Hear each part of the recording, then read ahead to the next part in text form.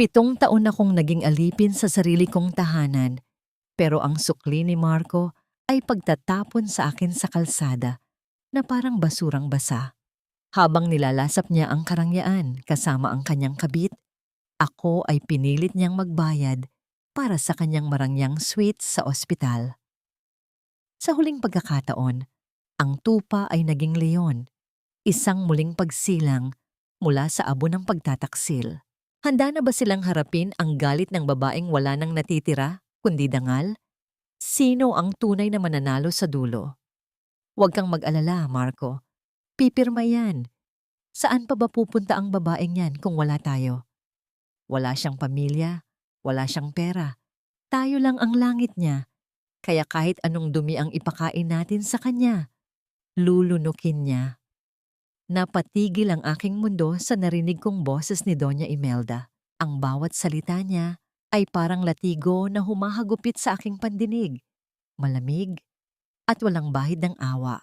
Nakatayo ako sa likod ng bahagyang nakabukas na pinto ng kanilang marangyang sala. Bit-bit ang isang tray ng mainit na sabaw. Ito ang paboritong sinigang ni Marco. Galing pa ako sa labada, hapong-hapo ang katawan at ang huling barya sa aking pitaka ay ipinambili ko pa ng sariwang sahog para lamang pagsilbihan ang lalaking mahal ko. Nakakasawa na ang mukha niya, ma. Tuwing tinitingnan ko siya, naaalala ko lang kung gaano tayo naghirap noon. Ngayong nandyan na si Valerie, kailangan ko nang alisin ang dumi sa paningin ko. 7 taon na, ma. Sapat na ang 7 taon na pagiging katulong niya sa bahay na ito. Panahon na para palitan ang luma ng bago at mas mapapakinabangan. Iyan ang boses ni Marco. Ang boses na dati ay bumubulong sa akin ng mga pangako nung mga panahong wala pa silang komportableng buhay. Ang boses na pinagkatiwalaan ko ng aking buong pagkatao. Ngunit ngayon, ang bawat kataga niya ay parang kutsilyong dahan-dahang humihiwa sa aking puso. Naramdaman ko ang panginginig ng aking mga kamay. Ang tray na hawak ko, na tila kasing bigat na ng isang semento, ay unti-unting nangihiwalay sa aking mga daliri. Tumingin ako sa aking mga palad. Magaspang, may mga kalyo, at nangingitim ang mga kuko dahil sa walang tigil na pagtatrabaho para sa pamilyang ito. Ang mga kamay na ito ang naglaban ng kanilang mga damit, ang naglinis ng bawat sulok ng mansyong ito, at ang nag-alaga sa kanila tuwing sila ay may sakit. Ang mga huwad na medalya ng aking pagsasakripisyo sa paningin pala nila ay isa lamang dumi na dapat nang walisin. Hindi ko na namalayang bumigay na ang aking mga tuhod. Walang tunog na nabasag ang mangkok sa makapal na alpombra, ngunit ang ingay ng pagkawasak sa loob ng aking dibdib ay mas malakas pa sa anumang bagyo. Sa isang iglap, bumukas ang pinto at bumungad sa akin ang 2 taong itinuring kong mundo. Ngunit naging mitya pala ng aking impyerno. Nandyan ka pala, malamig na bungad ni Marco. Walang gulat sa kanyang mga mata, tanging pagkayamot lamang ang nakaguhit sa kanyang muka habang tinitingnan ang natapong sabaw sa sahig. Kita mo na, ma, kahit pagdadala na lang ng pagkain, hindi pa niya magawa ng maayos. Napakawalang silbi. Lumapit si Doña Imelda sa akin. Ang kanyang mga mamahaling alahas ay kumikinang sa ilalim ng chandelier. Tila nangungutya sa aking abang kalagayan. Kinuha niya ang isang makapal na sobre sa ibabaw ng mesa at itinapon ito sa aking paanan. Pirmahan mo yan, Sofia. Ang annulment papers. Huwag mo nang hintayin na kaladkarin ka pa namin palabas. Tapos na ang kontrata mo bilang asawa. Bukas na bukas din, aalis ka sa bahay na ito. At huwag kang magkakamaling magdala ng kahit anong hindi mo pag-aari, maski isang hibla ng sinulid. Nais kong sumigaw, nais kong magtanong kung bakit. Ngunit ang aking lalamunan ay parang tuyong lupa na walang lumalabas na tinig. Ang tanging nagawa ko lang ay yakapin ang aking sarili, habang ang luha ay walang tigil na dumadaloy, bumabagsak sa maruming alpombra. Sa gitna ng aking pagkakasubasob, nakita ko ang aking refleksyon sa makintab na sapatos ni Marco. Isang babaeng kupas ang damit magulo ang buhok, at wasak ang pagkatao. Sa loob ng 7 taon, ibinigay ko ang lahat, ang aking kabataan, ang aking pawis, at ang bawat sentimo ng aking pinaghirapan. Ngunit sa huli, ang tanging halaga ko lang pala ay isang papel na kailangang pirmahan para mapalitan. Inilabas ako ni Marco sa tarangkahan ng aming bahay, ang bahay na ako ang nagbayad ng down payment mula sa aking maliit na mana. Itinapon niya ang isang lumang bag na naglalaman ng iilang piraso ng aking damit at ang tanging litrato ng aking mga magulang na pilit kong isinalba. Diyan ka na. Huwag mo na kaming gambalain pa. Huling hirit niya bago isinara ang bakal na pinto. Naiwan akong mag-isa sa gitna ng dilim. Ang ulan ay nagsimulang pumatak, tila nakikiramay sa aking pait. Ang bawat patak ay malamig na humahalik sa aking balat. Ngunit ang mas masakit ay ang katotohanang wala na akong matuluyan, wala na akong pamilya, wala na akong pera, at higit sa lahat, wala na akong natitirang tiwala sa mundong ito. Napatingin ako sa madilim na kalye, sa dinami-dami ng bagyo na sinuong ko para sa kanya. Bakit ako pa ang naiwan sa ulan? Ganito na lang ba ang katapusan ng lahat ng aking pagtitiis? O ito na ang simula ng aking paglaho sa mundong dati, ay akala ko'y sa akin din. Ang malamig na semento ay tumatagos sa aking mga buto, tila ninanakaw ang natitirang init ng aking pagkatao. Nagising akong nakasandal sa isang madilim na kanto ng waiting shed, basang-basa ang suot na duster, at yakap-yakap ang tanging bag na naglalaman ng aking buhay. Ang bawat bahing ko ay tila isang paalala na ang mundong dati ay maliwanag. Ngayon ay naging isang malupit na kawalan. Tumingin ako sa paligid. Ang mga sasakyang dumadaan ay nagwiwisik ng maruming tubig mula sa kalsada. Ngunit wala na akong lakas para umiwas. Ano pa ba ang silbi ng pag-iwas sa dumi kung ang mismong dangal ko ay matagal na nilang niyuyurakan? Sa bawat pagpikit ng aking mga mata, bumabalik ang mukha ni Marco at ang nanunuyot na tawa ni Doña Imelda. 7 taon. 7 taon akong naging tapat na asawa, naging masunuring manugang, ngunit sa dulo ay nauwi lang ako sa pagbilang ng mga bituin sa ilalim ng bubong na butas-butas. Habang hinihimas ko ang aking kumakalam na sikmura, isang pamilyar na motorsiklo ang huminto sa tapat ko. Isang courier. Tiningnan niya ako nang may halong awa at pagtataka. Bago iniabot ang isang kulay, kayumangging sobre.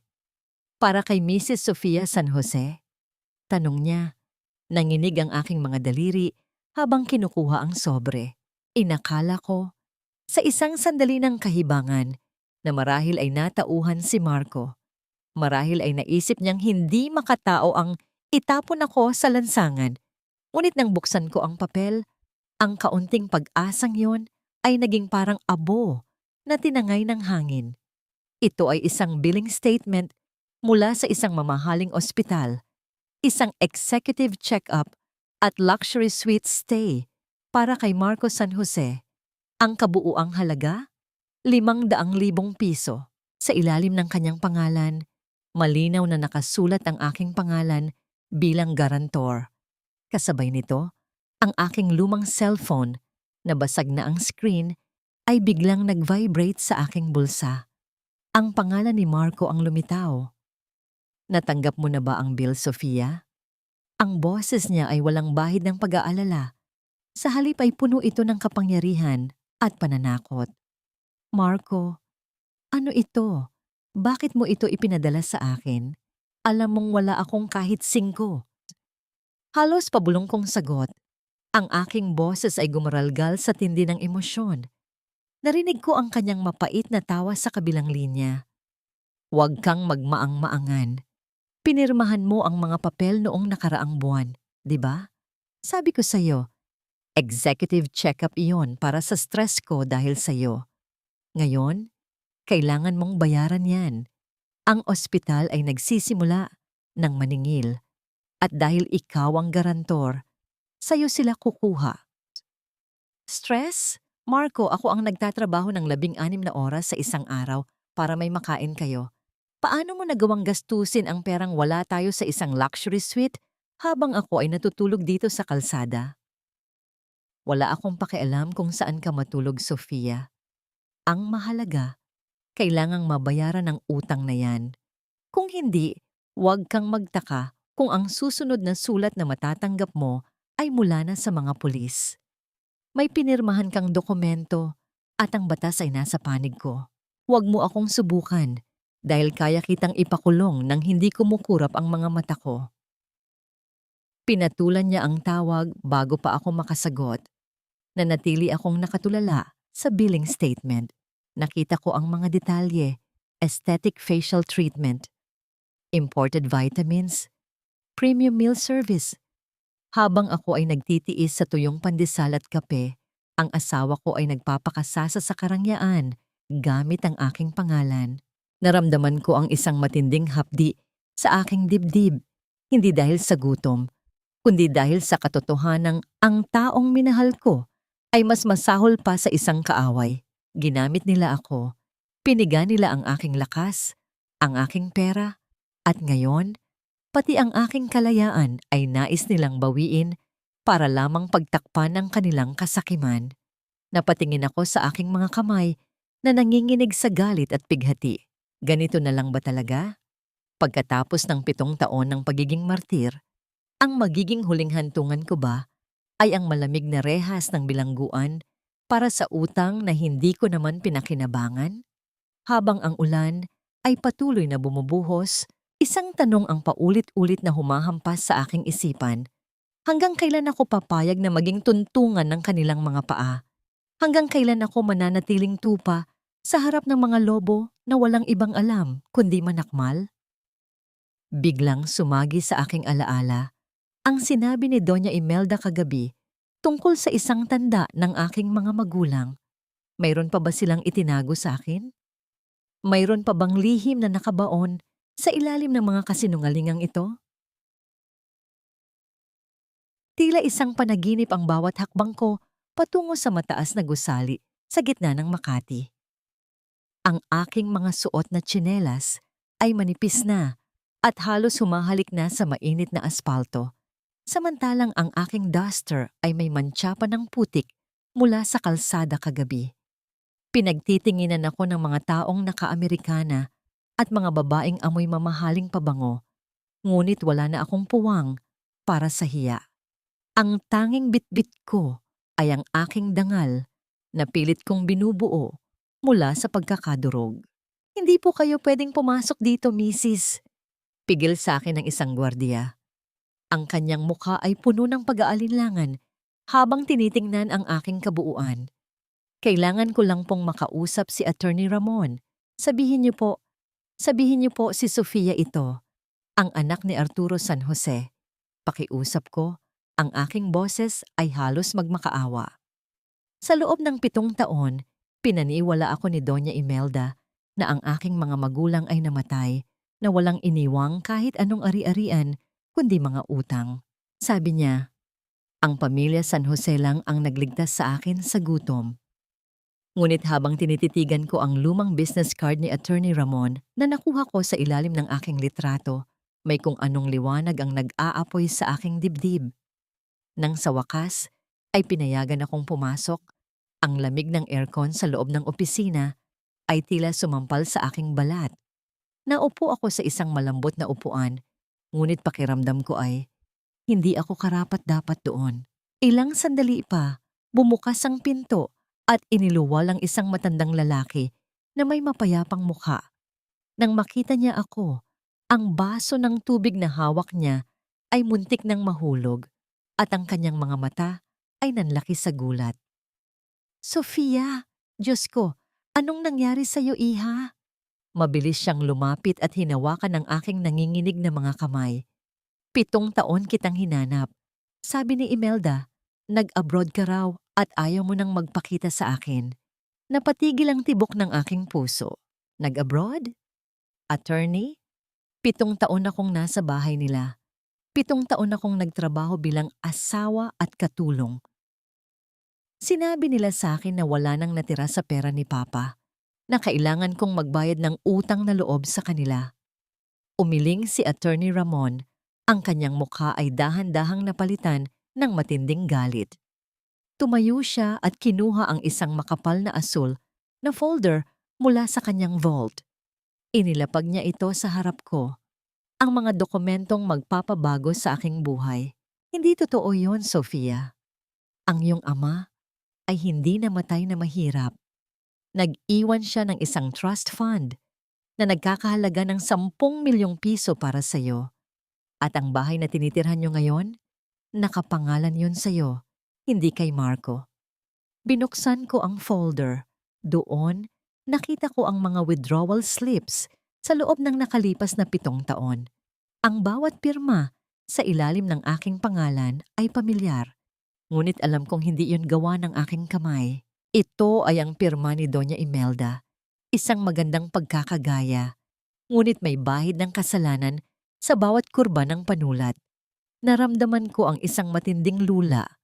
10 milyon, isang bahay, ang lahat ng paghihirap ko, ang bawat araw na nagtitiis ako sa kakarampot na pagkain, ang bawat gabi na ipinapamukha nila sa akin na isa akong palamunin.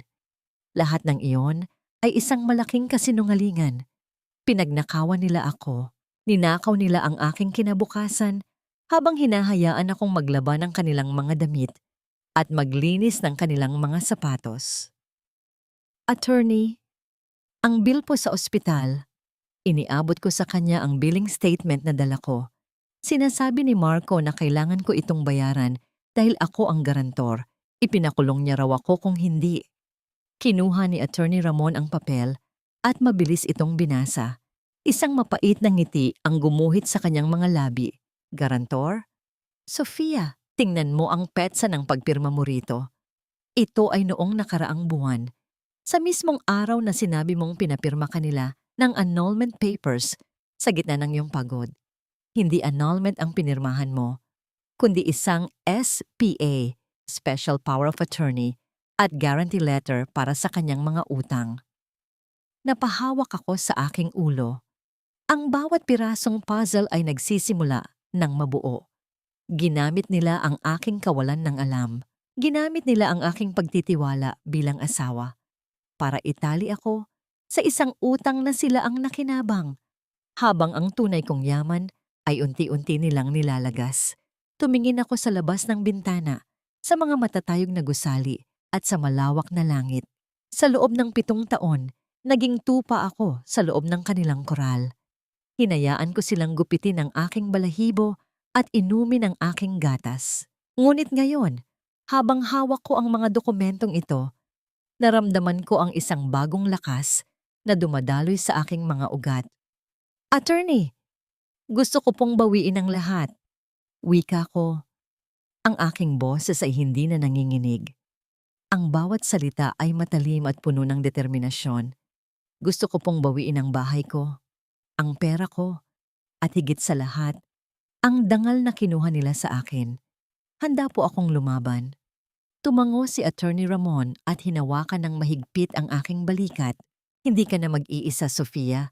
Panahon na para matikman nila ang bagsik ng katotohanan. Habang papalabas ako ng opisina, naramdaman ko ang bigat ng folder sa aking braso. Ito ang aking sandata. Ngunit sa likod ng aking isipan, isang katanungan ang bumabagabag sa akin. Paano ko haharapin si Marco nang hindi ako nanginginig sa takot? Paano ko babawiin ang aking bahay kung ang bawat sulok nito ay puno ng mga alaala ng aking pagdurusa? Maari ko bang pagkatiwalaan ang batas para sa isang hustisyang matagal nang ipinagkait sa akin? O kailangan ko ring matutong maging kasing talim nila para lamang mabuhay? Huwag kang lilingon, Sofia. Ang mga luhang yan ay para sa mga taong marunong magpahalaga, hindi para sa mga magnanakaw na nagbalat kayong pamilya. Iyan ang paulit-ulit na bulong ko sa aking sarili habang nakatayo ako sa tapat ng bakal na tarangkahan ng mansyong dati ay itinuring kong tahanan. Ang bawat bakal na rehas ay tila mga daliri ng isang higanteng nagbabantay sa aking mga pangarap na kanilang kinulong. Madilim na ang paligid at ang tanging liwanag ay mula sa mga poste sa kalye na nagbibigay ng mahahabang anino sa aking paanan. Dahan-dahan kong inilabas ang maliit na susi na itinago ko sa loob ng aking medyas. Ito ang susi sa pintuan ng labandera, ang pintuang madalas kong gamitin sa madaling araw kapag nagsisimula na akong magkuskos ng kanilang mga dumi. Walang tunog na bumukas ang pinto. Pumasok ako na tila isang magnanakaw sa sarili kong pamamahay. Ang amoy ng bahay ay iba na.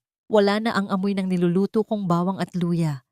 Pinalitan na ito ng matapang at nakakahilong amoy ng mamahaling pabango na alam kong kay Valerie, ang babaeng ipinalit ni Marco sa akin.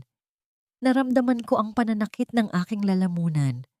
Ang bawat sulok ng kusinang ito ay saksi sa aking pagod, sa aking mga dalangin naging pabulong na lamang dahil sa takot na marinig nila. Naglakad ako patungo sa ilalim ng hagdan sa maliit na imbakan ng mga gamit sa paglilinis. Doon sa ilalim ng isang maluwag na piraso ng kahoy na sahig na tanging ako lang ang nakakaalam, nakatago ang aking sandata. Ito ang maliit na itim na notebook, ang aking sikretong ledger. Dito ko isinulat ang bawat sentimo na ibinigay ko kay Doña Imelda sa loob ng 7 taon. Dito nakatala ang mga petsa, ang mga halaga, at ang mga dahilan kung bakit nila kinuha ang aking pera. Nang mahawakan ko ang malamig na pabalat ng notebook, naramdaman ko ang isang matinding pangungulila. Ito ang piping saksi sa aking pagiging alipin. Ngunit bago ko pa man ito mailagay sa aking bag, narinig ko ang lagutok ng sapatos sa itaas ng hagdan. Ang bawat hakbang ay tila isang babala na papalapit sa aking kinaroroonan. Marco, darling, kailan ba natin mapapalitan ang mga luma at baduy na gamit dito? Gusto ko ng modernong disenyo, hindi itong amoy katulong na dekorasyon. Ang boses ni Valerie ay kasing talim ng isang labaha, puno ng pag-iimbot. Huwag kang mainip, mahal. Kapag nakuha na natin ang huling pirma ni Sofia sa mga dokumento ng utang at kapag naisara na ang kaso sa ospital, sa atin na ang lahat ng ito. Wala nang makakahadlang sa atin, sagot ni Marco. Ang kanyang tawa ay malalim at nakakanginig ng laman. Sumiksik ako sa pinakamadilim na bahagi ng imbakan. Halos hindi ako humihinga habang nararamdaman ko ang panginginig ng aking mga tuhod. Ang pader na sinasandalan ko ay tila lumiliit, tila kinakain ako ng bahay na ito. Narinig ko ang pagbukas ng ilaw sa sala.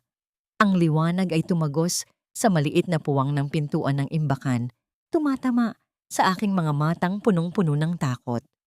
Ano yon? Biglang napatigil si Marco. Narinig ko ang kanyang mga hakbang na papalapit sa aking pinagtataguan. Tila may narinig akong kumaluskos sa silid ng mga gamit. Nanigas ang aking buong katawan. Ang notebook ay mahigpit kong niyakap sa aking dibdib. Tila ito ang tanging bagay na magliligtas sa akin sa kamatayan. Nararamdaman ko ang bilis ng tibok ng aking puso, na tila isang tambol na nagbabadyang magbunyag ng aking kinaroroonan. Dahan-dahang lumapit ang anino ni Marco sa pinto ng imbakan. Nakita ko ang anino ng kanyang kamay na humahawak sa hawakan ng pinto. Ang bawat segundo ay tila isang taon ng paghihintay sa aking hatol. Sino ang nandyan? Sigaw ni Marco. Ang kanyang boses ay puno ng hinala. Kasabay ng marahas na pagpihit niya sa hawakan ng pinto, isang katanungan ang sumabog sa aking isipan. Kung mahuhuli niya ako rito, may pagkakataon pa ba akong makalabas ng buhay? O dito na rin ba magtatapos ang aking pangarap na mabawi ang lahat sa ilalim ng mga kamay ng lalaking minsan kong tinawag na mahal? Ang bawat tibok ng aking puso ay tila isang sumasabog na bomba sa loob ng aking dibdib. Bawat pintig ay nagpapaalala sa akin kung gaano kalapit ang panganib. Nakapikit ako ng mariin. Ang aking mga kuko ay bumaon sa pabalat ng itim na notebook. Habang hinihintay ang marahas na pagbukas ng pinto, nararamdaman ko na ang bigat ng presensya ni Marco sa kabilang panig. Ang kanyang hininga na tila isang hayop na naghahanap ng biktima. Marco, ano ba? Kanina pa kita tinatawag. May nakakadiring ipis dito sa sofa. Bilisan mo! Ang matinis na sigaw ni Valerie mula sa sala ang bumasag sa tensyon. Narinig ko ang pagbuga ng hangin ni Marco, isang buntong hininga ng pagkairita. Sandali lang, Valerie. Akala ko lang may narinig ako.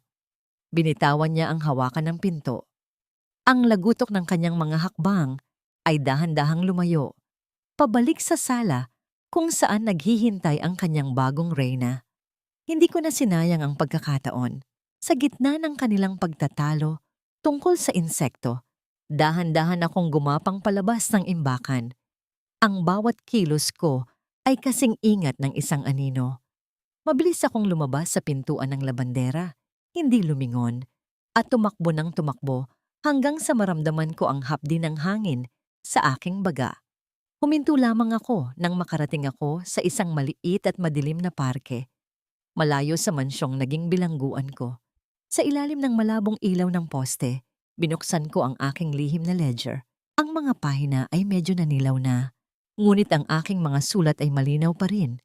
Ang bawat halaga na kinuha ni Doña Imelda sa akin sa loob ng 7 taon. Ngunit habang tinitingnan ko ang mga huling pahina, may napansin akong hindi ko nabigyang pansin noon. May mga nakasingit na maliliit na resibo at mga sulat kamay na hindi sa akin. Nanginig ang aking buong katawan nang mabasa ko ang isang entry. Hulyo 14, 2 milyong piso, utang sa pagsusugal. Hulyo 14, iyon ang araw ng anibersaryo ng kamatayan ng aking mga magulang. Habang ako ay nasa simbahan at umiiyak, ang biyenan ko pala ay nilulustay ang aking mana sa mga kasino sa paligid ng Maynila. Hindi lamang sila mga magnanakaw, sila ay mga buwayang walang kabusugan na kumakain sa laman ng mga patay. Ngunit ang mas nakakapanghina ay ang isang nakatuping papel sa pinakadulo. Isang notice of default mula sa isang lending company. Ang utang ay nagkakahalaga ng 3 milyong piso na kapangalan sa akin at ang petsa ng huling bayad ay sa makalawa na. Diyos ko, bulong ko sa hangin. Ang aking tinig ay nilamon ng ingay ng mga kuliglig. Naisahan nila ako. Ang lahat ng pag-aalaga ko sa kanila, ang bawat sakripisyo ko, ay ginamit nila para itali ako sa isang utang na imposibleng mabayaran ng isang taong tulad ko. Sa loob ng 48 oras, hindi lamang ako mawawalan ng tahanan. Maaari akong mabulok sa kulungan habang sila ay nagpapakasasa sa aking yaman. Niyakap ko ang aking sarili sa gitna ng kadiliman. Ang notebook na ito ay hindi lamang listahan ng kanilang mga kasalanan. Ito ay isang orasan na mabilis na tumatakbo patungo sa aking katapusan. Kung hindi ko ito maipapakita kay Attorney Ramon sa lalong madaling panahon, ang lahat ng aking pagbangon ay mauuwi sa isang mas malalim na hukay. Sa di kalayuan, nakita ko ang isang itim na sasakyan na dahan-dahang gumagapang sa gilid ng kalsada. Tila may hinahanap. Nanigas ako nang makilala ko ang plaka. Kay Marco iyon. Alam ba nilang nandito ako? O nagsisimula na silang mangaso para masiguradong hindi ako makakaabot sa korte? Ang gabi ay tila naging isang masikip na bitag. Habang hawak ko ang ebidensya ng kanilang kataksilan, naramdaman ko ang lamig ng takot na bumabalot sa aking puso. Saan ako tatakbo kung ang bawat sulok ng lungsod na ito ay tila may mga matang nagmamasid sa akin? Tumigil ang aking paghinga habang ang pamilyar na itim na sasakyan ni Marco ay dahan-dahang gumagapang sa kalsada. Ilang hakbang na lamang mula sa madilim na eskinita kung saan ako nakasiksik. Nanigas ang aking mga kalamnan. Ang mapupulang ilaw mula sa likuran ng kanyang kotse ay tila mga matang naghahanap sa dilim. Mahigpit kong niyakap ang itim na notebook sa aking dibdib. Idinadalangin na lamunin na lamang ako ng mga anino. Tila narinig ng langit ang aking panalangin. Hindi nagtagal, umarangkada ang sasakyan at tuluyang naglaho sa gitna ng hamog. Nang sumikat ang unang sinag ng araw, ang malamig at nakakatakot na gabi ay napalitan ng isang umagang puno ng kawalan ng katiyakan. Galing ako sa tanggapan ni Attorney Ramon. Iniwan ko sa kanyang mga kamay ang ledger na magpapatunay sa kanilang mga kasalanan at ang dokumentong magliligtas sa akin sa pagkakakulong. Habang hinihintay ang pag-usad ng batas, kailangan kong mabuhay, kailangan kong lumaban. Naglakad ako sa mga hindi kilalang kalye, dala ang kumakalam na sikmura at mga paang sugatan mula sa manipis na tsinelas. Habang ang paligid ay nagigising sa ingay ng mga nagmamadaling tao, isang halimuyak ang biglang pumukaw sa aking nanlalamig na diwa. Ito ay ang mainit na amoy ng natutunaw na mantikilya, matamis na banilya at bagong lutong tinapay. Matagal na panahon na simula nang makalanghap ako ng ganitong bango. Sa bahay ni na Marco, ang tanging na amoy ko ay ang matapang na kemikal ng panlinis ng banyo at ang amag sa aking maliit na silid. Sinundan ko ang halimuyak hanggang sa makarating ako sa isang maliit ngunit maaliwalas na panaderya. Sa labas ng salamin, may nakapaskil na isang maliit na karatula na naghahanap ng katuwang sa pagmamasa. Pumasok ako ng may pag-aalinlangan. Ang mainit na singaw mula sa mga hurno ay tila yumakap sa aking giniginaw na katawan. Isang ginang na may maamong mukha at puting apron ang sumalubong sa akin. Siya si Aling Corazon. Nang mag-apply ako, hindi niya tiningnan ang aking dumi o ang aking gulanit na damit.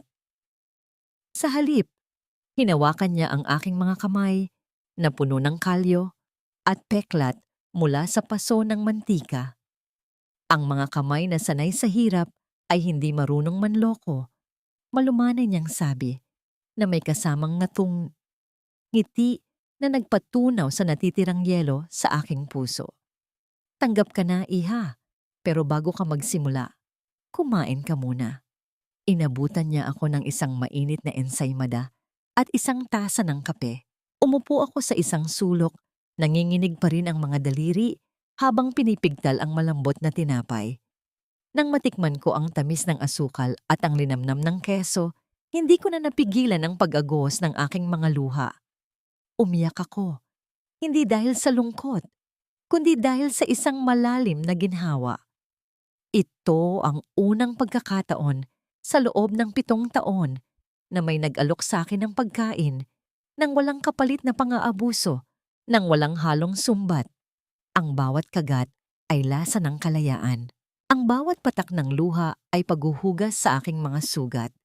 Sa unang araw ng aking sahod, ang unang ginawa ko ay bumili ng isang pares ng murang puting sapatos mula sa palengke. Nang isaklob ko ito sa aking mga paa, pakiramdam ko ay nakatapak ako sa ulap. Ibinasura ko ang lumang tsinelas na saksi sa aking pagiging alipin.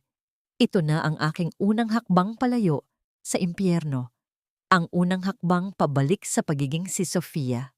Lumipas ang ilang araw at naging mapayapa ang aking mundo sa loob ng panaderya. Isang hapon, habang masaya akong nagpupunas ng salamin ng paminggalan, pinatunog ng pagbukas ng pinto ang maliit na kampanilya sa itaas nito. Isang bulto ng malamig na hangin ang pumasok, kasunod ang isang amoy na nagpatayo sa mga balahibo ko sa batok. Isang matapang at nakakasakal na halimuyak ng mamahaling pabango na laging nagpapaalala sa akin ng kalupitan. Unti-unti akong nag-angat ng tingin. Nakatayo sa gitna ng maliit at payak na panaderya ang isang babaeng balot ng alahas, nakataas ang kilay at pinandidirihan ng paligid. Si Doña Imelda. Nagtama ang aming mga paningin. Ang kanyang labi ay unti-unting kumurba sa isang mapangutyang ngiti na tila nakakita ng isang insekto na madaling tapakan. Kaya pala ang baho ng hangin, pagpasok ko, malakas at matining niyang idineklara, sapat upang mapalingon ang lahat ng costumer sa loob. Kahit saan talaga magtago ang isang daga, maaamoy at maaamoy mo ang estero na pinanggalingan niya. Nagtatrabaho ka na pala bilang isang tagapunas ng mumurahing tinapay, Sofia? Naramdaman ko ang panlalamig ng aking mga kamay habang mahigpit na napakapit sa basahan. Narito na naman ang demonyong sumira sa aking pagkatao. At ngayon, nais niyang sirain ang kaisa-isang lugar kung saan ako nakahanap ng kapayapaan. Hahayaan ko ba siyang ipahiya ako muli sa harap ng ibang tao? Bumigat ang hangin sa loob ng maliit na panaderya. Ang mga pamilyar na amoy ng asukal at mainit na kape ay biglang nilamon ng matapang at nakakahilong halimuyak ng mamahaling pabango ni Doña Imelda. Napatigil ang mga customer sa kanilang pagsubo ng tinapay. Ang bawat pares ng mata ay nakapako sa aming dalawa, naghihintay kung paano dudurugin ng isang donya ang isang hamak na tindera. Sa nakalipas na 7 taon, ang ganitong klaseng titig at pananalita mula sa kanya ay sapat na upang mapayuko ako at mapaluha sa takot. Sanay siyang nakikita akong nangangatal, humihingi ng tawad kahit wala akong kasalanan, at nagpapakumbaba para lamang sa mumong itinatapon nila sa akin. Inasahan niyang yuyukod ako sa harap ng maraming tao. Natatakbo ako sa likod ng kusina upang itago ang aking kahihiyan. Ngunit ang mga paa ko ay nakatapak sa bagong puting sapatos na binili ko mula sa sarili kong pawis. Ang dibdib ko ay hindi na pinupuno ng utang na loob, kundi ng nag-aalab na katotohanan. Dahan-dahan kong ibinaba ang hawak kong basahan sa ibabaw ng malinis na salamin. Hinarap ko siya ng tuwid, walang bahid ng panginginig sa aking mga balikat. Tinitigan ko ang kanyang mukha, ang mga palamuti niyang ginto na kumikinang sa kanyang leeg at mga tainga. Ngayon ko lang napagtanto kung gaano kabigat ang mga alahas na yon. Mga alahas na binili gamit ang perang ninakaw mula sa isang ulila. Opo, Doña Imelda. Nagpupunas po ako ng mumurahing tinapay. Sagot ko, ang aking boses ay hindi kasing lakas ng kanya ngunit kasing talim ng yelo. Isang marangal na trabaho, hindi po ba? Mas mabuti na ang magpunas ng alikabok sa salamin kaysa magpunas ng budhing binili gamit ang perang hindi naman sa inyo. Napakunot ang kanyang noo. Ang mapangutyang ngiti sa kanyang mga labi ay unti-unting naglaho, napalitan ng isang pagkabigla na tila hindi makapaniwalang ang tupang kinakatay nila noon ay natutong kumagat ngayon. Anong pinagsasasabi mong babae ka? Ninakaw? Ako pa ngayon ang lalabas na masama matapos ka naming pakainin at bigyan ng bubong. Isa kang walang kwentang asawa at isang walang utang na loob na magnanakaw. Inilapit niya ang kanyang mukha sa akin. Ang kanyang mga mata ay nanlilisik sa galit at pagbabanta. Humakbang ako papalapit sa kanya. Hindi umaatras kahit isang pulgada. Ibinaba ko ang aking boses upang kaming dalawa lamang ang makarinig. Isang malumanay na bulong na may dalang kamatayan sa kanyang pagkatao. Kamusta po ang paglalaro nyo sa kasino noong 14 ng Hulyo? Nasiyahan ba kayo sa 2 milyong pisong nakuha nyo mula sa trust fund na ipinangalan sa akin ng aking ama? Tila nawalan ng kulay ang mukha ni Doña Imelda. Ang kanyang mapagmataas na tindig ay biglang gumuho. Umawang ang kanyang mga labi, ngunit walang lumabas na tunog. Nanlaki ang kanyang mga mata. Ang takot ay malinaw na nakaguhit sa bawat linya ng kanyang pinatandang mukha. Hindi niya inasahan na alam ko ang kanyang pinakamalalim at pinakamaruming lihim. Alam niyang kapag lumabas ang impormasyong yon, hindi lamang ang kanyang pangalan ang masisira sa altalipunan, kundi maaari siyang mabulok sa isang masikip na selda. Sino? Sino ang nagsabi sa iyo niyan? Ang boses niya ay naging isang sinapo at nanginginig na hangin. Ang katotohanan ay laging sumisingaw. Kahit anong tindi ng pabangong itakip niyo rito. Kalmado kong dugtong, nakatingin ng diretso sa kanyang nanginginig na mga mata. Maari na po kayong umalis, Doña Imelda. Nakakaistorbo na kayo sa mga nagbabayad naming customer. Wala siyang nasabi. Mabilis niyang kinuha ang kanyang mamahaling bag na muntik na niyang mabitawan, tumalikod, at nagmamadaling lumabas ng panaderya. Ang kanyang mga hakbang na kanina ay punong-puno ng pagmamalaki. Ngayon ay tila mga paa ng isang magnanakaw na tumatakbo palayo sa liwanag. Naramdaman ko ang pagpalakpak ng ilan sa mga costumer. May isang matandang babae pa na ngumiti sa akin, nagpapahiwatig ng paghanga sa aking katapangan. Sa unang pagkakataon sa aking buhay, naranasan ko ang tamis ng tagumpay. Ang sugat na matagal nilang hiniwa ay nagsisimula ng maghilom dahil sa init ng hustisya. Ngunit ang ginhawang iyon ay panandalian lamang. Nang pumasok ako sa likod ng kusina upang uminom ng tubig at pakalmahin ang aking mabilis na paghinga, naramdaman ko ang mahinang pagyanig ng aking basag na telepono sa loob ng bulsa ng aking apron. Isang mensahe ang pumasok. Galing kay Marco. Binuksan ko ang mensahe at isang larawan ang bumungad sa aking paningin. Biglang nanlamig ang aking buong katawan. Tila binuhusan ako ng yelo mula ulo hanggang paa. Ang larawan ay nagpapakita ng isang lumang kahon na gawa sa kahoy, ang kaisa-isang lalagyan ng mga alaala ng aking mga yumaong magulang. Sa loob nito, naroon ang singsing ng aking ina, ang paboritong relo ng aking ama, at ang kanilang mga huling liham. Ito ang buhay na tinik ko sa puso, ang tanging yaman na hindi ko nakuha noong pinalayas nila ako sa ulan. Sa ilalim ng larawan, may isang maikling ngunit nakakikilabot na mensahe. Nakita ng abogado ko ang file na isinumite ni Attorney Ramon sa piskalya ngayong umaga. Mayroon kang 24 na oras para bawiin ang kaso at ibigay sa akin ang orihinal na notebook. Kung hindi, asahan mong magiging abo ang kahong ito. Kasama ang lahat ng alaala ng mga patay mong magulang. Huwag mo akong subukan, Sofia. Nabitiwan ko ang baso ng tubig. Tuluyang naglaho ang lakas na nakuha ko kanina. Para akong ibinalik sa isang madilim at masikip na hawla.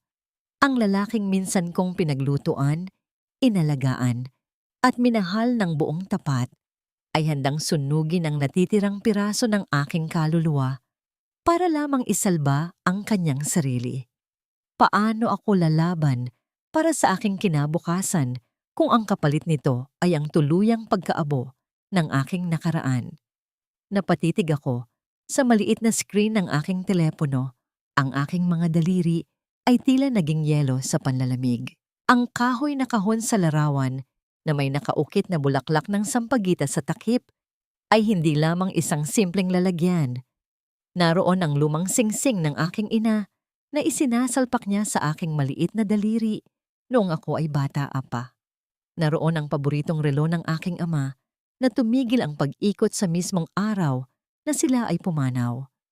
Naroon ang mga huling liham na amoy kalumaan, ang tanging nagpapatunay na minsan sa aking buhay, ako ay minahal ng totoo at walang kapalit. Nais ni Marco na sunugin ang tanging natitirang piraso ng aking pagkatao para lang isalba ang kanyang karangyaan. Sa loob ng ilang minuto, ang natitirang takot sa aking dibdib ay dahan-dahang natunaw at napalitan ng isang malalim, nag-aalab na galit. Hindi na ako ang babaeng yuyuko at iiyak sa sulok. Kinuha ko ang aking telepono at tinawagan si Attorney Ramon. Pinaliwanag ko ang banta, walang pag-aalinlangan sa tinig ng matandang abogado nang sabihin niyang hindi kami papayag na maging biktima muli. Gagawa kami ng patibong at sa pagkakataong ito, ang batas ang magsasara ng hawla. Pagsapit ng 8:00 ng gabi, ang kalangitan ay nagdilim ng tuluyan, walang kahit isang bituin na naglakas loob na sumilip. Sakay ng sasakyan ni Attorney Ramon, dumating kami sa isang lumang bodega sa labas ng syudad. Ito ay pag-aari ng pamilya San Jose, isang nakalimutang gusali kung saan nila itinatambak ang mga sirang kasangkapan at mga alaalang ayaw na nilang makita. Sa di kalayuan, naghihintay ang 2 sasakyan ng mga pulis, nakapatay ang mga ilaw at makina upang hindi makatawag ng pansin. Bumaba ako ng sasakyan. Ang amoy ng kalawang at makapal na alikabok ay agad na sumalubong sa aking pangamoy. Tila amoy ng kamatayan at pagkabulok. Mahigpit kong hawak ang isang itim na notebook. Hindi ito ang orihinal. Ang tunay na ledger ay ligtas na nakatago sa vault ng piskalya. Ang hawak ko ngayon ay isang replika, puno ng mga blankong pahina na naglalaman lamang ng aking paglaya. Humakbang ako papasok sa siwang ng malaking bakal na pinto ng bodega. Ang loob ay nilalamon ng anino at ang tanging nagbibigay ng liwanag ay isang naghihingalong bumbilya sa gitna ng malawak at bakanteng espasyo. Sa ilalim ng liwanag na yon, nakatayo si Marco. Wala na ang makinis at perpektong lalaki na laging suot ang pinakamahal na suit. Gusot ang kanyang damit, magulo ang buhok, at ang kanyang mga mata ay puyat, ligalig, at tila sa isang asong ulol na hinahanap ang kanyang susunod na kakagatin. Sa ibabaw ng isang kinalawang na drum, sa kanyang tabi, nakapatong ang kahoy na kahon ng aking mga magulang. At sa sahig, paikot sa drum, ay makapalang basa ng isang likidong may matapang at nakakasulasok na amoy. Gasolina. Dumating ka rin. Bungad niya, ang kanyang boses ay pumapalingaw-ngaw sa walang lamang bodega. Nasaan ang notebook? Ibigay mo sa akin iyan, Sofia, kung ayaw mong maging abo ang mga basurang ito. Huminto ako ilang metro ang layo sa kanya. Tinitigan ko ang lalaking minsan kong pinaglutuan, nilabhan at pinag-alayan ng buong kabataan ko. Sa aking isipan, iniisa-isa ko ang mga gabing umiiyak ako dahil sa lamig habang siya ay nagpapakasaya sa ibang babae. Ang mga araw na pinilit ko siyang ipagtanggol sa sarili kong budhi. Ngayon, habang pinagmamasdan ko ang kanyang panginginig at desperasyon, isang ginintuang katotohanan ang sumibol sa aking puso. Hindi siya isang makapangyarihang hari. Isa lamang siyang duwag na nagtatago sa likod ng pera ng kanyang ina at sa pang-aabuso sa mga taong mahina. Wala na akong nararamdamang pagmamahal o takot. Ang nararamdaman ko na lamang ay awa sa kanyang kaawa-awang kalagayan. Ito ba ang gusto mo, Marco? Itinaas ko ang itim na notebook. Ang kapalit ng aking katahimikan, 7 taon ninyo akong ninakawan. Ginamit ninyo ang pangalan ko para magpakasasa sa utang habang kinukuha ninyo ang mana na iniwan ng aking ama. Kulang pa ba? Nagigting ang kanyang mga panga. You owe us. Utang mo sa amin ang buhay mo, Sofia. Kung hindi ka namin pinulot, malamang namatay ka na sa lansangan. Isa kang walang utang na loob. Wala akong utang na loob sa inyo, Marco. Kalmado ngunit matalim kong sagot. Ang bawat salita ay may dalang bigat ng 7 taong pagtitiis. Binayaran ko na kayo ng pawis at luha araw-araw. Ang totoo, kayo ang may utang sa akin. Kayo ang nabuhay sa dugo ko. Shut up! Ibigay mo sa akin ang notebook. Galit niyang utos. Sabay labas ng isang maliit na lighter mula sa kanyang bulsa. Kanyang idinikit ang kanyang hinlalaki sa mitya nito. Ibigay mo sa akin o sisindihan ko ito ngayon din. Ibinato ko ang notebook sa sahig. Sapat ang lakas upang dumaos-dos ito at tumigil sa mismong paanan niya. Mabilis siyang yumuko at dinampot ito. Ang kanyang mga mata ay nanlaki sa tagumpay. Isang nangiti ng kasakiman ang gumuhit sa kanyang labi. Mabilis niyang binuklat ang mga pahina upang hanapin ang listahan. Ngunit habang pinipihit niya ang mga dahon, unti-unting nawala ang kanyang nangiti. Nakita niya ang katotohanan. Blanko. Walang mga numero, walang mga pangalan, walang ebidensya. Anong kalokohan ito? Sigaw niya. Ang kanyang tinig ay nabasag sa matinding galit. Nilingon niya ako. Ang kanyang mga mata ay nanlilisik na parang demonyo. Niloloko mo ba ako, Sofia? Bago pa man siya makagawa ng hakbang palapit sa akin, ang matinis na hagulgol ng mga sasakyan ng pulisya ay biglang bumiyak sa katahimikan ng gabi. Ang matapang na asul at pulang ilaw ay nagsimulang mag-flash. Mula sa matataas na bintana ng bodega, lumilikha ng nakakahilong anino sa buong paligid. Narinig ang malalakas na yabag ng mga alagad ng batas na mabilis na pumapalibot sa gusali. Napalibutan na siya. Wala na siyang kawala. Nakita ko ang gulat, takot, at tuluyang pagkawala ng katinuan sa mukha ni Marco. Sa halip na sumuko at itaas ang kanyang mga kamay, tumingin siya sa kahoy na kahon na nasa ibabaw ng drum. Isang malademonyong halakhak ang kumawala sa kanyang lalamunan. Akala mo ba talaga panalo ka na, Sofia? Sigaw niya.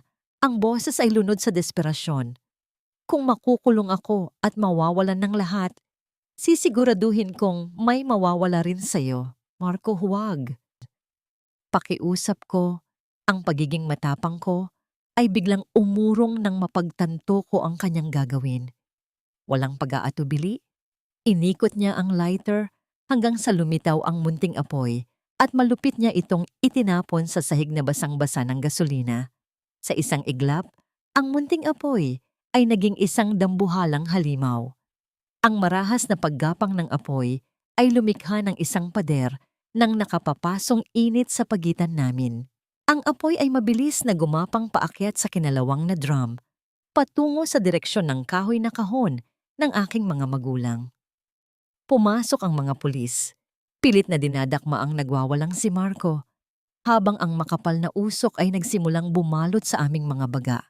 Ang init ay humahampas sa aking mukha, sinusunog ang aking balat. Nariyan lamang ang kahon, ilang hakbang mula sa akin. Unti-unti nang nilalapitan ng mapanirang dila ng apoy. Hahayaan ko ba ang apoy? Nalamunin ang huling alaala ng aking mga magulang hanggang sa maging abo? O isusugal ko ang sarili kong buhay upang iligtas ang aking nakaraan mula sa naglalagablab na impyerno? Ang marahas na paggapang ng apoy ay parang isang halimaw na walang sinasanto. Nilalamon nito ang mga lumang kasangkapan at pira-pirasong kahoy, lumilikha ng makapal at nakasusulasok na usok na pumupunit sa aking lalamunan at nagpapaluha sa aking mga mata. Sa kabilang banda ng bodega, nakikipagbuno ang mga pulis kay Marco. Pinipilit siyang isubsob sa maalikabok at maduming sahig upang igapos ang kanyang mga kamay. Ngunit ang aking paningin ay nakapako lamang sa ibabaw ng kinalawang na drum. Ang apoy ay ilang dangkal na lamang mula sa kahoy na kahon ng aking mga magulang. Kung hahayaan ko itong maging abo, para ko na ring pinatay ang kanilang alaala sa ikalawang pagkakataon. Hindi ko inisip ang panganib. Tumakbo ako patungo sa naglalagablab na init. Naramdaman ko ang tila libu-libong karayom na tumutusok sa aking balat habang iniaabot ko ang aking mga kamay sa gitna ng apoy. Mahigpit kong niyakap ang kahon sa aking dibdib. Isiniksik ito sa aking katawan upang hindi maabot ng mga mapanirang dila ng apoy. At mabilis na tumakbo palabas ng bodega. Bumagsak ako sa magaspang na semento sa labas, habol ang aking hininga. Ang malamig na simoy ng hangin sa gabi ay tila isang banayad na kamay na humahagod sa aking likuran. Isang nakagiginhawang yakap pagkatapos ng matinding pagdurusa sa loob ng impyerno. Inubo ako ng malakas. Ngunit nang buksan ko ang aking mga mata at makitang walang galos ang kahon, isang pilit na ngiti ang gumuhit sa aking mga labi. Nanginginig ang aking mga daliri nang buksan ko ang takip. Naroon ang pamilyar na amoy ng lumang papel at ang malamig na ginto ng singsing ng aking ina. Dahan-dahan ko itong isinuot sa aking daliri. Tamang-tama ang sukat nito, tila nagpapaalala na hindi ako nag-iisa sa labanang ito. Sa kauna-unahang pagkakataon, naramdaman ko ang kalasag ng kanilang pagmamahal. Sa di kalayuan, inilabas ng mga pulis si Marco. Ang kanyang mga kamay ay nakagapos na sa likuran gamit ang malamig na bakal, ngunit ang kanyang kayabangan ay hindi pa rin natutupok. Makakalabas ako rito, Sofia. Bibilhin ko ang mga pulis na ito. Isang tawag lang ni Mama. Burado na ang kasong ito. Luluhod ka at magmamakaawa sa akin para makakain. Banta niya, ang kanyang mukha ay namumula sa galit habang pilit siyang isinasakay sa sasakyan ng mga otoridad. Tiningnan ko lamang siya. Wala nang natitirang luha para sa kanya. Wala nang takot na bumabalot sa aking puso. Ang tanging nararamdaman ko ngayon ay malalim na awa sa isang taong ang kaluluwa ay matagal nang nabulok sa kasakiman. Inakala ni Marco na ang batas ay isang laruan na mabibili ng kanyang apelyido at nang nanakaw nilang pera. Kinabukasan, nakapagpiyansa siya gamit ang isang malaking halaga. Perang walang dudang nagmula pa rin sa pondong matagal na nilang inililihim sa akin upang pagtakpan ng kahihiyan at ipakita sa altalipunan na hindi sila apektado ng panggugulo ng isang hamak na dating asawa. Itinuloy ni Doña Imelda ang marangyang salo-salo para sa opisyal na anunsyo ng kasal ni Marco at Valerie. Ginanap ito sa mismong mansyon na ipinangalan sa akin ng aking ama. Ang malawak na bulwagan ng mansyon ay puno ng mga panauhing suot, ang kanilang pinakamagarang damit. Ang banayad na musika mula sa isang pangkat ng mga biolinista ay lumulutang sa hangin, kasabay ng halimuyak ng mga mamahaling bulaklak at nilutong karne. Isang paraiso na itinayo mula sa aking mga luha, pawis at dugo. Ngunit hindi na ako ang babaeng dadaan sa madilim na pinto ng mga labandera para magsilbi sa kanila. Kasama si Attorney Ramon at 3 opisyal ng korte na nakauniporme, humakbang ako sa malaking pintuan sa harapan. Suot ko ang isang simpleng puting damit, malinis at walang mantsa, at ang aking noo ay taas noo. Ang malamig na hangin mula sa aircon ay sumalubong sa akin, ngunit mas malamig ang mga tingin na ibinato ko sa mga taong nasa paligid. Tumigil ang pagtugtog ng mga biolinista. Ang mga nag-uusap at nagtatawa ng bisita ay unti-unting natahimik, humahawi upang magbigay daan sa aming pagpasok. Nasa gitna ng grandiosong hagdanan, sina Marco at Valerie nakangiti habang nakataas ang kanilang mga baso ng alak para sa isang pagpupugay. Nang magtama ang aming mga paningin ni Marco, mabilis na naglaho ang kulay sa kanyang mukha. Si Doña Imelda, na abala sa pakikipag-usap sa isang kilalang politiko, ay napalingon at halos mabitawan ang hawak niyang pamayipay. Anong ginagawa ng babaeng yan dito? Matinis na sigaw ni Doña Imelda. Pilit na itinatago ang panginginig ng kanyang boses sa likod ng nakasanayang pagmamataas. Guardia, ilabas ninyo ang basurang yan. Sino ang nagbigay sa kanya ng karapatang tumapak sa pamamahay ko? Pamamahay ko, Doña Imelda. Malinaw at mariin kong sagot. Ang bawat salita ko ay pumapailan lang at bumabasag sa katahimikan ng buong bulwagan. Lumapit ang punong opisyal ng korte at inilabas ang isang makapal na bungkos ng mga dokumento. Ibinigay niya ito ng tuwiran sa nanginginig na mga kamay ni Marco, na ngayon ay hindi na makatingin ng diretso. Ginoong Marco San Jose, Doña Imelda.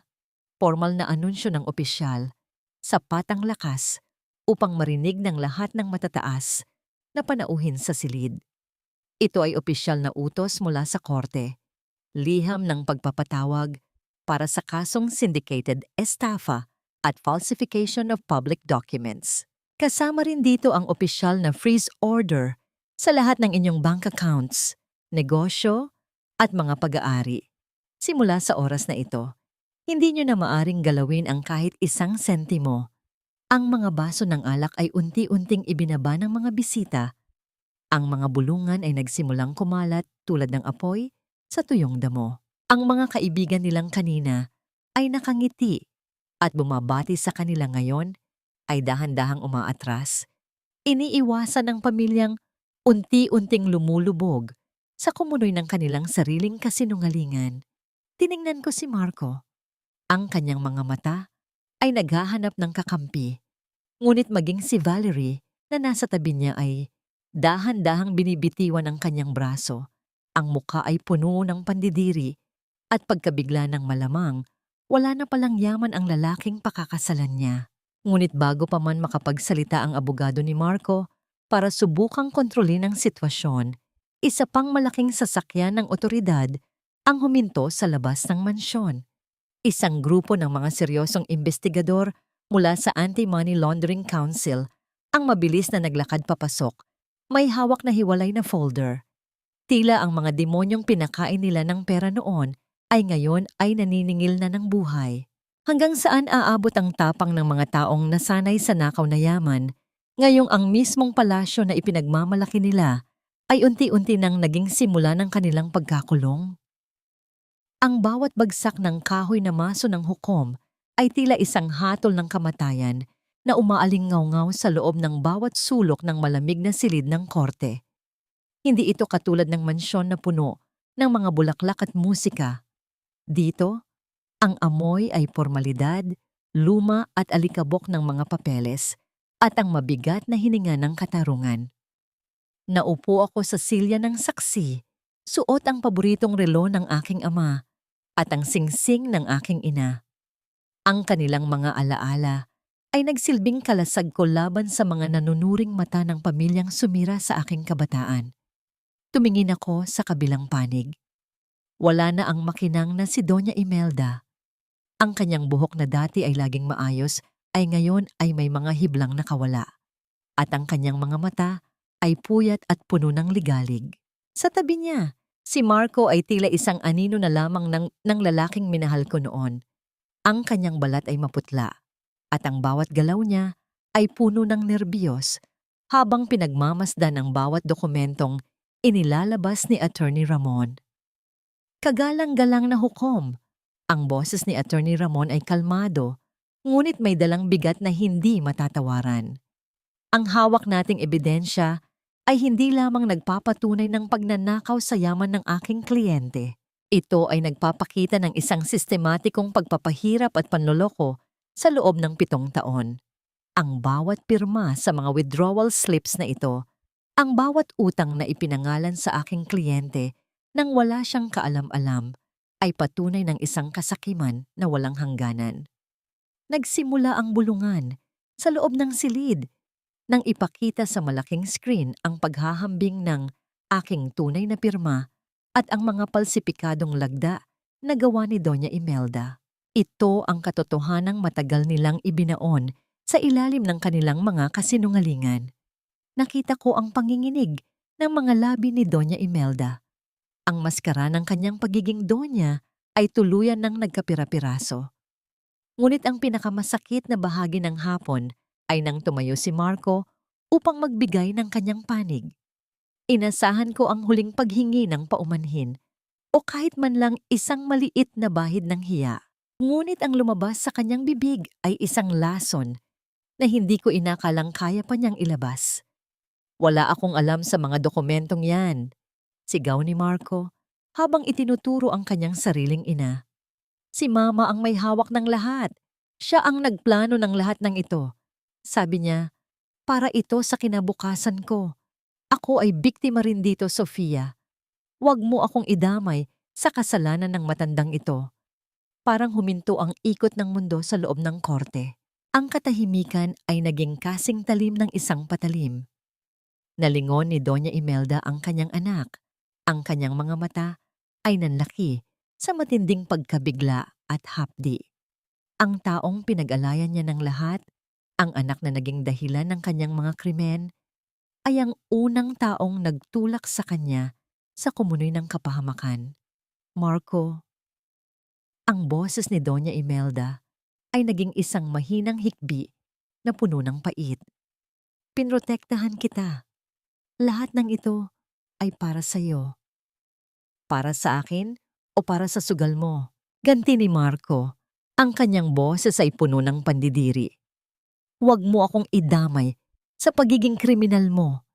Pinagmamasdan ko silang dalawa na nagkakagatan, tila mga hayop na nag-aagawan sa huling piraso ng kaligtasan.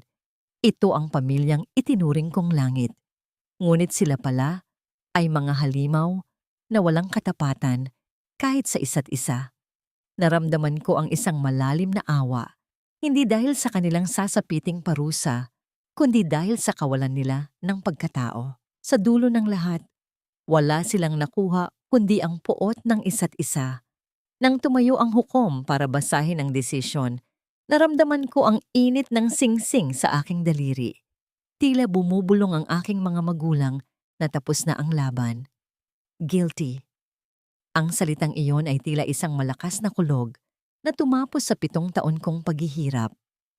Syndicated estafa at falsification of public documents. Ang korte ay nag-uutos ng agarang pagkakulong ng walang piyansa dahil sa bigat ng kasalanan. Narinig ang marahas na pagpiglas ni Marco nang hawakan siya ng mga pulis. Ang kanyang mga sigaw ng pagtutol ay tila mga tahol ng asong ligaw sa gitna ng gabi. Si Doña Imelda naman ay tila nawalan ng lakas ng loob. Naupo siya sa sahig, nakatulala sa kawalan, habang dahan-dahang ikinakabit ang malamig na bakal sa kanyang mga kamay. Tumayo ako at dahan-dahang naglakad palabas ng korte. Hindi ko sila nilingon. Hindi ko na kailangang makita ang kanilang pagkawasak para pakiramdamang ako ay panalo. Ang tunay kong tagumpay ay ang bigat na nawala sa aking dibdib at ang katahimikang bumabalot sa aking kaluluwa. Nang makalabas ako sa pinto, sumalubong sa akin ang maliwanag na sikat ng araw at ang sariwang hangin ng hapon. Ngunit bago ako makahakbang palayo, isang matandang babae ang humarang sa aking daan.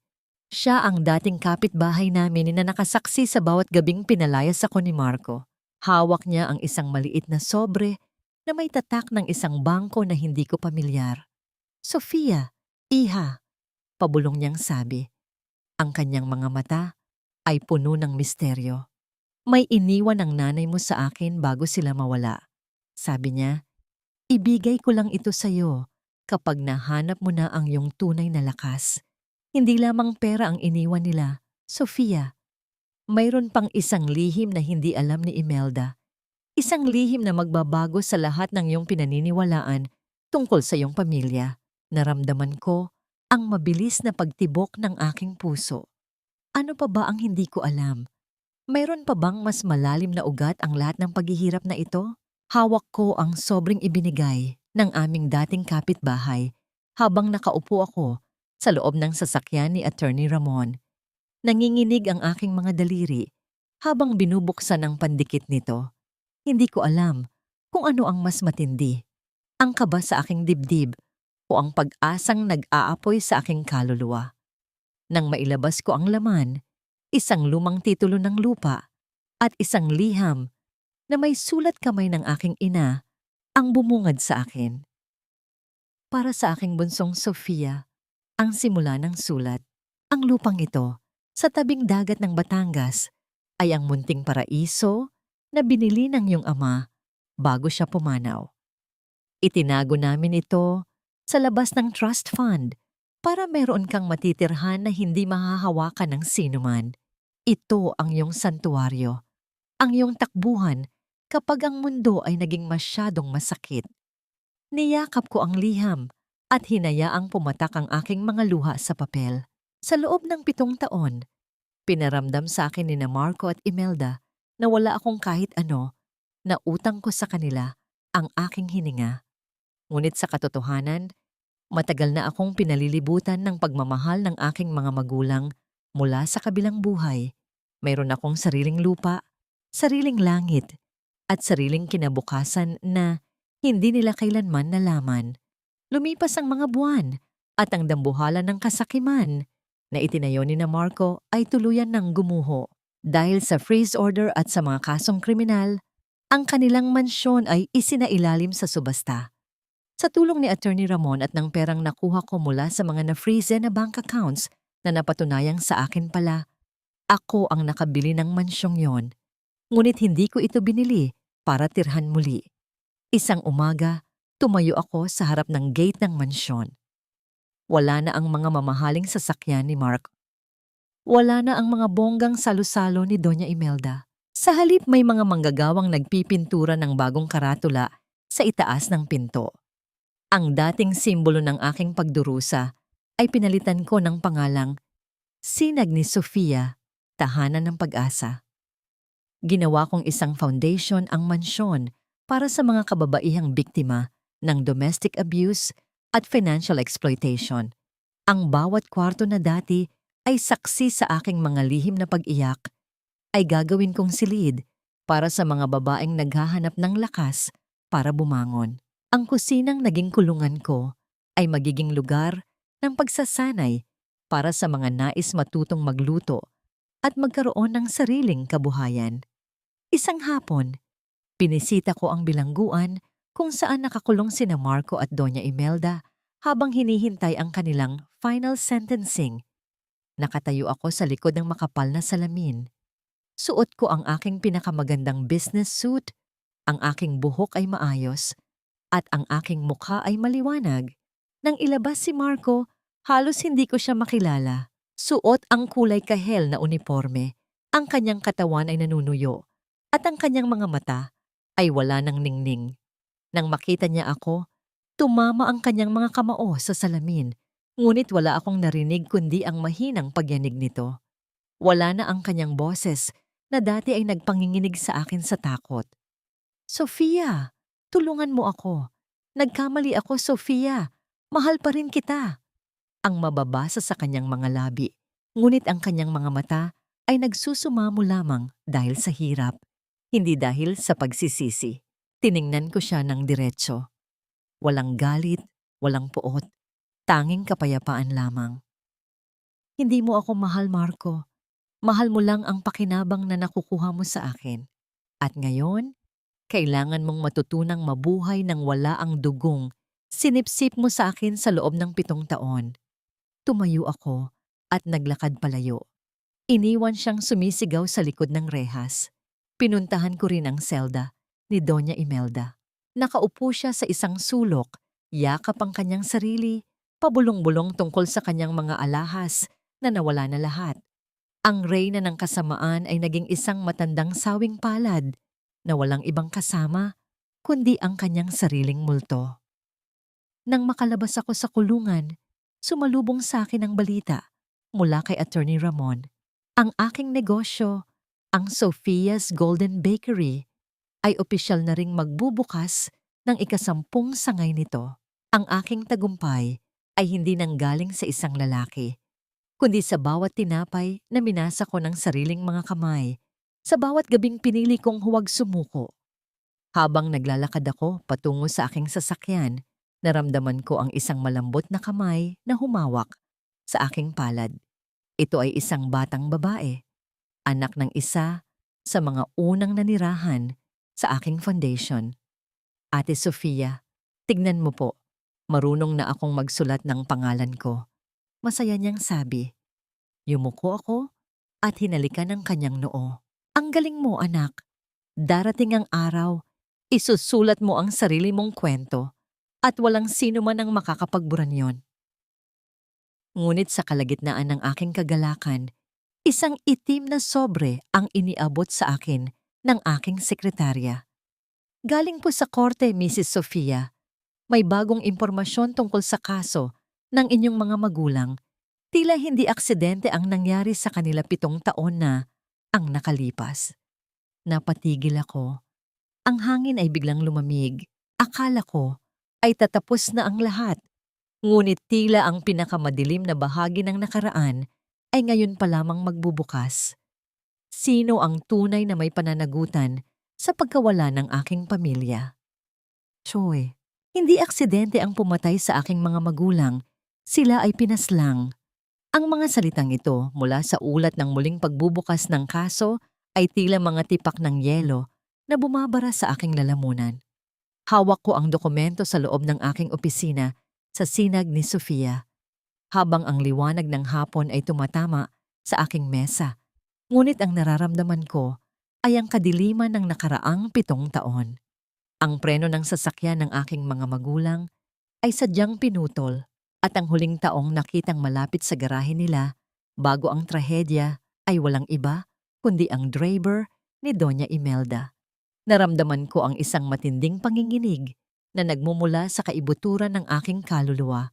Hindi lamang pagnanakaw, hindi lamang pang-aabuso, isang malamig na pagpatay ang pundasyon ng mansyong kinatatayuan ko ngayon.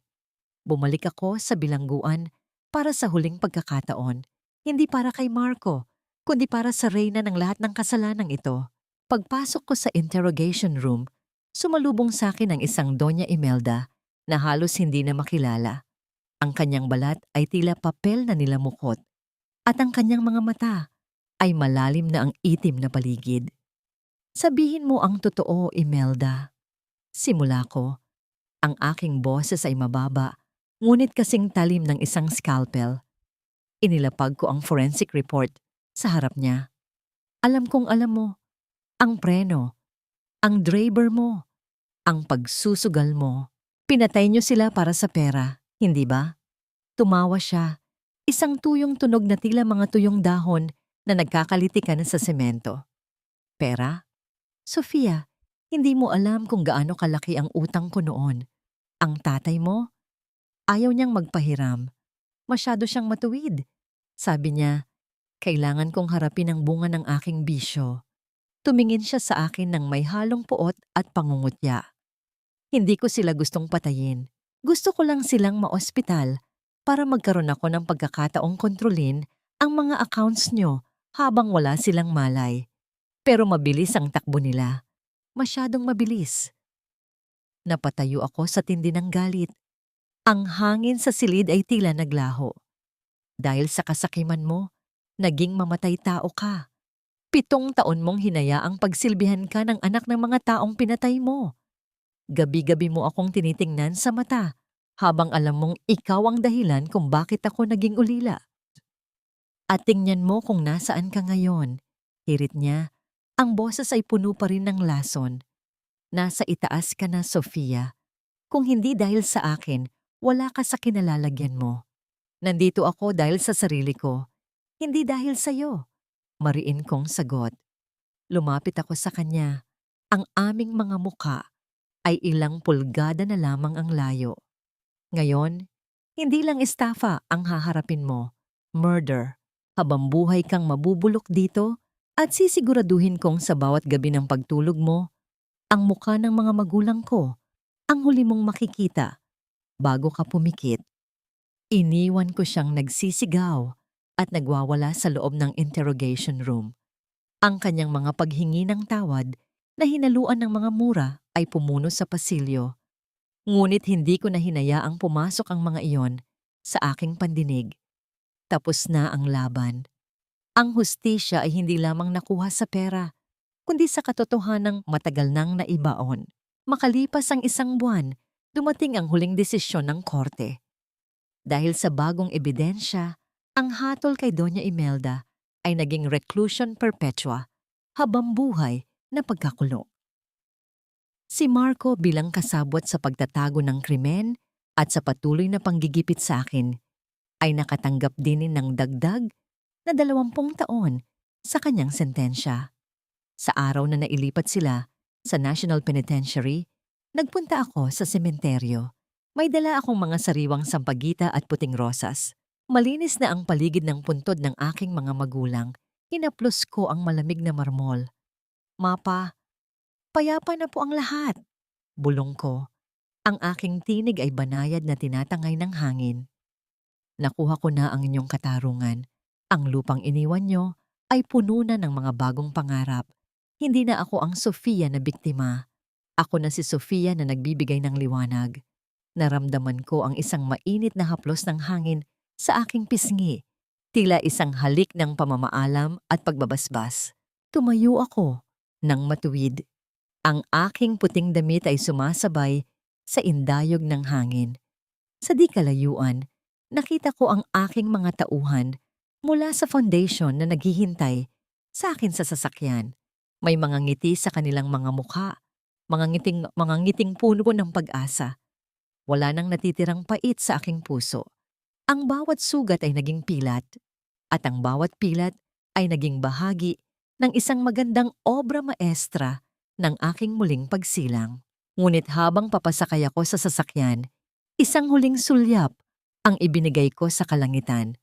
Handa na akong harapin ang bukas, hindi bilang asawa ng isang San Jose, kundi bilang Sofia, ang babaeng nagmula sa abo, napatunayan ang sarili, at ngayon ay handa nang lumipad ng malaya.